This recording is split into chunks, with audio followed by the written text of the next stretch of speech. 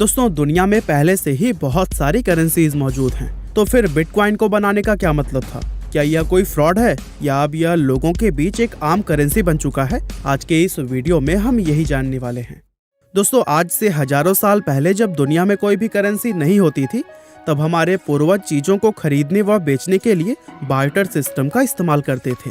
इस सिस्टम के अनुसार लोग आपस में एक दूसरे से सामान के बदले में सामान लेते थे। उदाहरण के लिए, अगर किसी व्यक्ति के पास चावल होते और वो उनके बदले में गेहूं लेना चाहता था, तो वो किसी ऐसे व्यक्ति को ढूंढता जिसे चावल की जरूरत हो और उसके पास गेहूं मौजूद हो, और फिर ये दोनों लोग आपस में अपनी चीजें बदल लेते थे। लेकिन इस सिस्टम में कमी यह थी कि यह पूरी तरह से लोगों की इच्छाओं और जरूरतों पर निर्भर था। मान लीजिए किसी व्यक्ति को चावल चाहिए, लेकिन कोई भी दूसरा व्यक्ति अपने चावल न देना चाहता हो, तो ऐसे में वह पहला व्यक्ति किसी भी तरह से चावल हासिल नहीं कर सकता था। और इसी परेशानी को ही दूर करने के लिए दुनिया में सिक्कों की शुरुआत हुई थी। सिक्के जो अलग अलग धातुओं से बने होते थे, वो अपनी अपनी अलग अलग वैल्यू रखते थे। उस समय सबसे ज्यादा वैल्यू सोने के सिक्कों की होती थी। और दोस्तों, इसी तरह से हजारों साल बीतने के बाद दुनिया में पेपर करेंसी यानी कि कागज के नोटों का इस्तेमाल होना शुरू हुआ, जिनकी वैल्यू उस देश के रिजर्व में मौजूद गोल्ड से सीधा लिंक होती थी। यानी कि देश के अंदर जितना भी गोल्ड होता था, उतनी ही वैल्यू के नोट उस देश में छापे जाते थे। और इस मॉनेटरी सिस्टम को गोल्ड स्टैंडर्ड कहा जाता था। इसके बाद से दुनिया में अलग अलग देशों ने गोल्ड स्टैंडर्ड को छोड़कर एक नए मॉनेटरी सिस्टम को अपनाना शुरू कर दिया, जिसे कि फिएट मनी भी कहा जाता है। इस नए सिस्टम के अनुसार देश की करेंसी उस देश के रिजर्व में मौजूद गोल्ड से लिंक नहीं होती थी, बल्कि ये एक ऐसा सिस्टम है जिसमें कि सरकार अपनी जरूरत के हिसाब से करेंसी छापती है, और देश के सभी नागरिक सरकार द्वारा छापी गई उस करेंसी पर यह विश्वास करते हैं कि उसके ऊपर जो नंबर्स लिखे हुए हैं वही उसकी असली वैल्यू है। इस मॉनेटरी सिस्टम में करेंसी पर सरकार का कंट्रोल और भी ज्यादा मजबूत हो जाता है। यानी कि ये सिस्टम पूरी तरह से ट्रस्ट पर ही आधारित है, जो कि लोग अपने सरकार में रखते हैं। लेकिन सोचिए, क्या हो अगर लोगों का सरकार से ही ट्रस्ट खत्म हो जाए? ऐसी स्थिति में लोग किस तरफ अपना रुख करेंगे? और दोस्तों, इसी सवाल के ही जवाब में दुनिया के अंदर बिटकॉइन नाम की डिजिटल करेंसी का जन्म हुआ था। ये साल 2008 का वो समय था जब पूरी दुनिया भयंकर ग्लोबल फाइनेंशियल क्राइसिस से गुजर रही थी। और उसी दौरान दुनिया में एक ईमेल फैलना शुरू हुआ, जिसका टाइटल था bitcoin a peer to peer electronic cash system. 9 page का यह ईमेल एक अज्ञात व्यक्ति सातोशी नाकामोटो के द्वारा लिखा गया था, जिसके अंदर उन्होंने दुनिया के सामने बिटकॉइन नाम के एक नए इलेक्ट्रिक कैश सिस्टम को पेश किया था। इस ईमेल में लिखा गया था कि इस कैश सिस्टम का इस्तेमाल करके लोग एक दूसरे को बिना किसी सेंट्रल बैंक या फिर फाइनेंशियल इंस्टीट्यूशन के पास जाए डायरेक्टली पेमेंट सेंड कर सकते हैं। और यह ईमेल अपने आप में बिटकॉइन सिस्टम के एक ब्लूप्रिंट की तरह था, जिसमें कि सातोशी नाकामोटो ने सारे इन्फॉर्मेशन को बहुत ही अच्छी तरह से डिस्क्राइब किया हुआ था। इस सिस्टम को बनाने में नाकामोटो ने मैथमेटिक्स, कंप्यूटर साइंस और क्रिप्टोग्राफी का इस्तेमाल किया था, और इन तीनों ही चीजों को मिलाकर जो मजबूत व सिक्योर सिस्टम तैयार हुआ, उसी को हम ब्लॉकचेन टेक्नोलॉजी के नाम से जानते हैं। अब इस तरह से बिटकॉइन तो दुनिया में आ गया, लेकिन सवाल यह उठता है कि आखिर इसकी कीमत इतने कम समय में इतनी ज्यादा ऊपर कैसे पहुंच गई? असल में दोस्तों, बिटकॉइन की कीमत उसकी डिमांड के अनुसार ऊपर और नीचे होती रहती है। तो अगर हमें यह जानना है कि बिटकॉइन की कीमत $60,000 के ऊपर कैसे पहुंची, तो इसके लिए हमें यह समझना होगा कि पिछले कुछ सालों में इसकी डिमांड इतनी ज्यादा क्यों और कैसे बढ़ी। दरअसल साल 2009 की शुरुआत में सातोशी नाकामोटो ने बिटकॉइन के सबसे पहले ब्लॉक को माइन किया था, जिसे कि जेनेसिस ब्लॉक के नाम से जाना जाता है।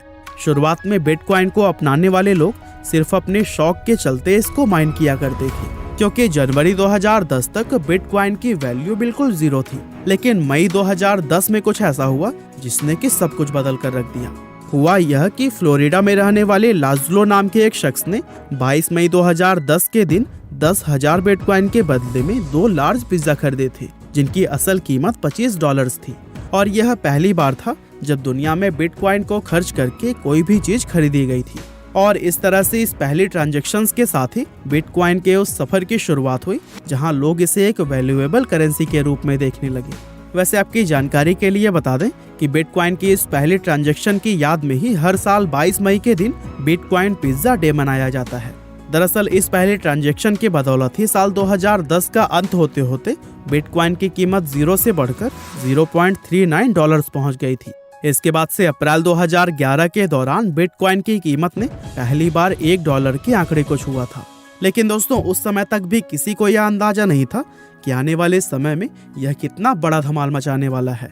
बिटकॉइन जैसे जैसे दुनिया में फैलता गया वैसे वैसे इसकी कीमत भी लगातार बढ़ती गई और यह वो समय था जब बिटकॉइन की ही देखा देखी दुनिया में और भी नई नई क्रिप्टो करेंसीज आनी शुरू हो गई थी। यह सभी क्रिप्टो करेंसीज बिटकॉइन की तरह ब्लॉकचेन टेक्नोलॉजी पर ही काम करती थी और चूंकि ये बिटकॉइन के अल्टरनेटिव थे इसीलिए इन्हें अल्टकॉइन कहा गया। दोस्तों बिटकॉइन के लिए उसका शुरुआती सफर काफी मुश्किल रहा था क्योंकि एक तो यह दुनिया में बिल्कुल नया था जिसके चलते ज्यादातर लोग इस पर विश्वास नहीं कर पाते थे और दूसरा यह कि बिटकॉइन का नाम बहुत से विवादों में भी घिरता रहा क्योंकि डार्क वेब पर इलीगल चीजों को खरीदने व बेचने के लिए बिटकॉइन का ही ज्यादातर इस्तेमाल किया जाने लगा था। दरअसल सिल्क रोड नाम की एक वेबसाइट गैर कानूनी चीजों को बेचने के लिए बिटकॉइन में ही ट्रांजैक्शंस किया करती थी और दोस्तों इस तरह से बिटकॉइन का नाम ब्लैक मार्केट के साथ जुड़ने की वजह से इसकी रेपुटेशन काफी खराब होती गई। लेकिन उन बुरे दिनों में भी इसकी डिमांड समय के साथ लगातार बढ़ती ही रही थी। धीरे धीरे दुनिया के अलग अलग बिजनेसेस बिटकॉइन को एक रेगुलर करेंसी के रूप में एक्सेप्ट करने लगे जिसका नतीजा यह हुआ कि नवंबर 2013 में बिटकॉइन की कीमत नए रिकॉर्ड्स बनाते हुए $1000 के जादुई आंकड़े तक पहुंच गई थी। लेकिन दोस्तों इसकी कीमत में सबसे बड़ा उछाल साल 2017 में देखने को मिला। दरअसल हुआ यह कि मार्च 2017 के दौरान जापान में एक नया कानून पास हुआ था जिसके तहत जापान में बिटकॉइन को लीगल पेमेंट मेथड का दर्जा दे दिया गया था। यह खबर पूरी दुनिया में आग के तरह से फैली और उस समय हर न्यूज चैनल और अखबार के अंदर बिटकॉइन का ही नाम हुआ करता था। ये वो समय था जब दुनिया में हर दूसरा इंसान बिटकॉइन के बारे में बातें कर रहा था और इस हाइप का नतीजा यह हुआ कि दिसंबर 2017 में पिछले सभी रिकॉर्ड्स तोड़ते हुए एक बिटकॉइन की कीमत $20,000 के भी ऊपर पहुंच गई थी। लेकिन दोस्तों जितनी तेजी से बिटकॉइन ऊपर गया था कुछ समय के बाद ही उसी रफ्तार से वह वापस नीचे भी आने लगा। और दोस्तों इसका सबसे बड़ा कारण यह था कि चीन की सरकार ने अपने देश में चल रहे सभी क्रिप्टो करेंसी एक्सचेंजेस को बैन कर दिया था और इसके इम्पैक्ट के कारण कुछ ही महीनों में बिटकॉइन की कीमत 80% तक नीचे गिर गई थी। हालांकि ऐसा नहीं था कि दुनिया में सिर्फ बिटकॉइन की कीमत ही नीचे गिरी थी बल्कि उस समय दुनिया में जितने भी क्रिप्टो करेंसीज मौजूद थी उन सभी के प्राइस ही क्रैश हुए थे और उस समय बहुत से लोगों ने यह भी कहा था कि बिटकॉइन इस क्रैश को सरवाइव नहीं कर पाएगा। लेकिन दोस्तों सभी को गलत साबित करते हुए हमेशा की तरह ही बिटकॉइन फिर से ऊपर चढ़ने लगा और उस क्रैश के सिर्फ 3 साल बाद अप्रैल 2021 में यह $65,000 के भी आंकड़े तक पहुंच गया था। अब दोस्तों वैसे तो क्रिप्टो करेंसीज में मुनाफा कमाने के लिए आज बहुत सारी प्लेटफॉर्म्स बन चुकी हैं जहां पर आप एसेट्स बिल्ड कर सकते हैं, लेकिन मैं आज आपको बताने जा रहा हूं सबसे आसान और बेहतरीन एप्लीकेशन के बारे में जिसका नाम है WazirX। दरअसल WazirX भारत का सबसे बड़ा क्रिप्टो करेंसी ट्रेडिंग प्लेटफॉर्म है जहां आप क्रिप्टो करेंसीज को खरीद या बेच सकते हैं। अब यहाँ पर आप 2 तरीके से इन्वेस्ट कर सकते हैं, पहला तो शॉर्ट टर्म और दूसरा लॉन्ग टर्म। शॉर्ट टर्म का मतलब यह है कि कोई भी क्रिप्टो करेंसी खरीद ली जाए और रेट बढ़ने पर तुरंत या फिर कुछ गिने चुने दिनों के बाद उसे बेचकर प्रॉफिट कमाया जाए। वहीं लॉन्ग टर्म इन्वेस्टमेंट में आपको कुछ सालों के लिए होल्ड करना होता है और फिर क्रिप्टो करेंसी बेचने पर आपको उस टाइम के रेट के अनुसार फायदे होते हैं। WazirX का इंटरफेस बेहद सिंपल है और यहाँ भारतीय बैंक अकाउंट से बिल्कुल आसानी से ट्रांजैक्शंस किए जा सकते हैं और सबसे खास बात यह है कि यहाँ पर कम वैल्यू से लेकर बड़ी वैल्यू तक के क्रिप्टो ट्रेड के लिए अवेलेबल हैं। अब वैसे तो हर मार्केट की तरह यहाँ भी रिस्क होता है क्योंकि क्रिप्टो की वैल्यू कम या फिर ज्यादा होती रहती है, पर अगर आप लॉन्ग टर्म की देखेंगे तो ज्यादातर सभी कॉइन्स में एक भारी बढ़ोतरी देखने को मिलती है। जैसे कि बिटकॉइन की कीमत 2010 में करीब ₹5 थी जो कि 2018 तक 5.2 लाख पहुंच चुकी थी और आज के समय में अगर देखा जाए तो इसकी वैल्यू 40 लाख के आसपास है। तो दोस्तों अगर आप भी क्रिप्टो करेंसीज में इन्वेस्ट करना चाहते हैं तो फिर आपको WazirX का इस्तेमाल जरूर करना चाहिए। यह बहुत ही सिंपल और हेल्पफुल प्लेटफॉर्म है। तो दोस्तों अब बात करते हैं कि क्या भारत में क्रिप्टो करेंसी लीगल है। तो दोस्तों इसका जवाब है जी हाँ। क्रिप्टो करेंसी भारतीय रिजर्व बैंक के द्वारा मानी नहीं गई है, पर इसकी ट्रेडिंग पर भारत के अंदर किसी भी तरह का कोई बैन नहीं लगाया गया है। और इस समय की अगर बात करें तो दुनिया की बहुत सी बड़ी बड़ी कंपनियां बिटकॉइन को एक रेगुलर करेंसी के रूप में एक्सेप्ट कर चुकी हैं, जिनमें माइक्रोसॉफ्ट, पेपाल, स्टारबक्स और टेस्ला जैसी मशहूर कंपनियों के भी नाम शामिल हैं। दरअसल 24 मार्च 2021 के दिन टेस्ला के सीईओ इलॉन मस्क ने ट्वीट करके यह जानकारी दी थी कि लोग अगर चाहें तो वह बिटकॉइन में पेमेंट करके टेस्ला कार को खरीद सकते हैं।